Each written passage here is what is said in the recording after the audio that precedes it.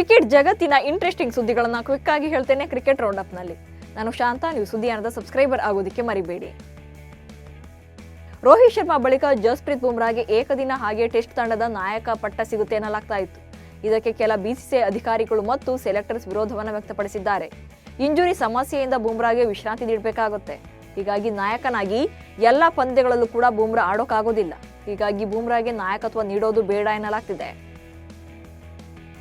Champions trophy ಟೂರ್ನಿಂದ Sanju Samson ಅವರನ್ನ ಕೈ ಬಿಡೋದು ಬಹುತೇಕ ಖಚಿತ ಎನ್ನಲಾಗ್ತಾ ಇದೆ.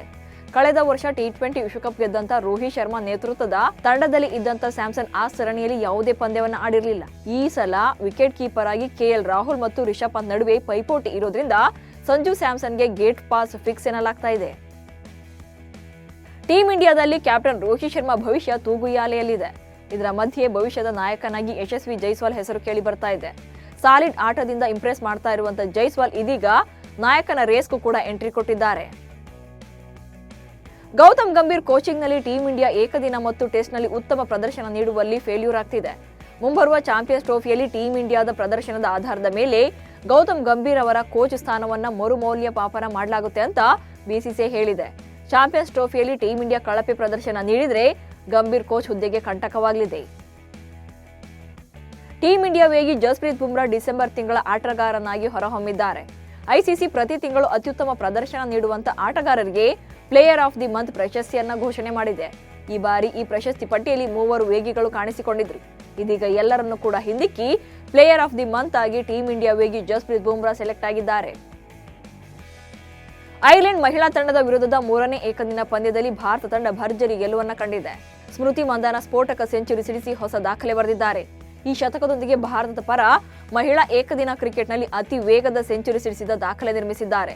ಬಿರುಸಿನ ಬ್ಯಾಟಿಂಗ್ನೊಂದಿಗೆ ಐರ್ಲೆಂಡ್ ಬೌಲರ್ಗಳ ಬೆಂಡೆತ್ತಿದ್ದಂತ ಸ್ಮೃತಿ ಕೇವಲ 70 ಎಸೆತಗಳಲ್ಲಿ ಶತಕ ಪೂರೈಸಿದ್ರು. ಈ ಮೂಲಕ ಮಹಿಳಾ ಏಕದಿನ ಕ್ರಿಕೆಟ್ನಲ್ಲಿ ಟೀಂ ಇಂಡಿಯಾ ಪರ ಅತಿ ವೇಗದ ಶತಕ ಬಾರಿಸಿದ ಬ್ಯಾಟರ್ ಎಂಬ ದಾಖಲೆಯನ್ನ ತಮ್ಮದಾಗಿಸಿಕೊಂಡಿದ್ದಾರೆ. ಯುವರಾಜ್ ಸಿಂಗ್ ಅವರ ಕ್ರಿಕೆಟ್ ಬದುಕು ಕೊನೆಗೊಳ್ಳೋಕೆ ವಿರಾಟ್ ಕೊಹ್ಲಿ ಅವರೇ ಕಾರಣ ಎಂದು ಟೀಂ ಇಂಡಿಯಾ ಮಾಜಿ ಬ್ಯಾಟರ್ ರಾಬಿನ್ ಉತ್ತಪ್ಪ ಇತ್ತೀಚೆಗಷ್ಟೇ ಆರೋಪ ಮಾಡಿದ್ರು. ಅದು ಆರುವ ಮುನ್ನವೇ ಮತ್ತೊಂದು ಬಾಣ ಎಸೆದಿದ್ದಾರೆ. ಪ್ರತಿಭಾವಂತ ಬ್ಯಾಟರ್ ಅಂಬಟಿ ರಾಯುಡು ಅವರು 2019 ವಿಶ್ವಕಪ್ ತಂಡಕ್ಕೆ ಆಯ್ಕೆಗೊಳ್ಳದೇ ಇರೋದಕ್ಕೆ ವಿರಾಟ್ ಕೊಹ್ಲಿ ಅವರೇ ಕಾರಣ ಅಂತ ರಾಬಿನ್ ಉತ್ತಪ್ಪ ಆರೋಪ ಮಾಡಿದ್ದಾರೆ. IPL ಲಾಸ್ಟ್ ಸೀಸನ್ ನಲ್ಲಿ ಡೆಲ್ಲಿ ಕ್ಯಾಪಿಟಲ್ಸ್ ಪರ ಆರಂಭಿಕನಾಗಿ ಕಣಕ್ಕಿಳಿದಿದ್ದಂತ ಜೇಕ್ ಫ್ರೇಜರ್ 9 ಇನ್ನಿಂಗ್ಸ್ಗಳಿಂದ ಒಟ್ಟು 330 ರನ್ ಬಾರಿಸಿದ್ರು. ಅದೇ Jake Fraser McGurk just BBL league ನಲ್ಲಿ ಫುಲ್ ಡಲ್ ಆಗಿ ಆಡ್ತಿದ್ದಾರೆ. ಆಸ್ಟ್ರೇಲಿಯಾದಲ್ಲಿ ನಡೀತಾ ಇರುವಂತಹ ಬಿಗ್ ಬ್ಯಾಶ್ ಲೀಗ್ ನಲ್ಲಿ ಜೇಕ್ ಫ್ರೇಜರ್ ಅಟ್ಟರ್ ಫ್ಲಾಪ್ ಆಟಗಾರರ ಪಟ್ಟಿಯಲ್ಲಿ ಕಾಣಿಸಿಕೊಂಡಿದ್ದಾರೆ.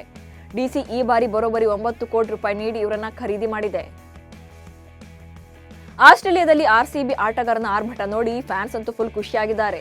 ಇಂಗ್ಲೆಂಡ್ ತಂಡದ 21 ವರ್ಷದ ಜೇಕಬ್ ಬೆಥೆಲ್ ಅವರನ್ನ ಈ ಬಾರಿ RCB ಖರೀದಿ ಮಾಡಿದೆ. ಈ ಖರೀದಿ ಬೆನ್ನಲ್ಲೇ ಅಬ್ಬರ ಶುರು ಮಾಡಿರುವಂತಹ ಜೇಕಬ್ ಬಿಗ್ ಬ್ಯಾಶ್ ಲೀಗ್ ನಲ್ಲಿ ಭರ್ಜರಿ ಬ್ಯಾಟಿಂಗ್ ಪ್ರದರ್ಶನ ಮಾಡಿದ್ದಾರೆ.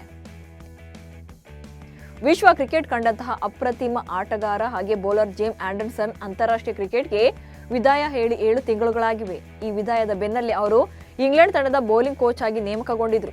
ಇದೀಗ ತಮ್ಮ 42ನೇ ವಯಸ್ಸಿನಲ್ಲಿ ಸ್ಪರ್ಧಾತ್ಮಕ ಕ್ರಿಕೆಟ್ಗೆ ಮರಳೋಕೆ ಮುಂದಾಗಿದ್ದಾರೆ. ಮುಂಬರುವ ಕೌಂಟಿ ಚಾಂಪಿಯನ್ಶಿಪ್ನಲ್ಲಿ ಕಣಕ್ಕಿಳಿಯಲಿದ್ದಾರೆ. ಇವಿಷ್ಟು ಇವತ್ತಿನ ಕ್ರಿಕೆಟ್ ರೌಂಡ್ ಅಪ್ ಸುದ್ದಿಗಳು. ನಮಸ್ಕಾರ.